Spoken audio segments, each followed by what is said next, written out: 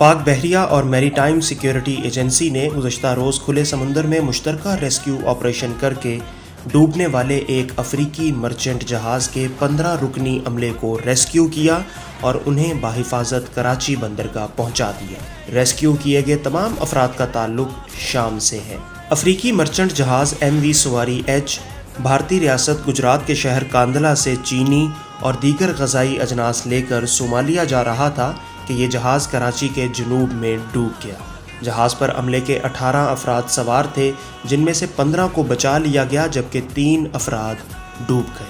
میری time security agency کے مطابق کراچی کے ساحل سے 180 ناٹیکل میل دور جنوب میں اس افریقی جہاز کا انجن بند ہو گیا تھا۔ کئی گھنٹوں تک انجن کے بند رہنے اور سمندر میں طوفان کے سبب جہاز میں پانی بھرنے کے باعث یہ ایک طرف جھکنے لگا اور بالآخر ڈوب گیا۔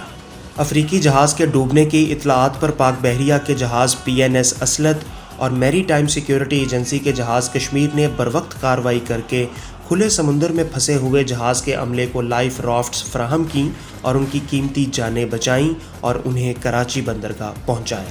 افریقی مرچنٹ جہاز کے ڈوبنے کا یہ واقعہ نویریا 9 میں پیش آیا۔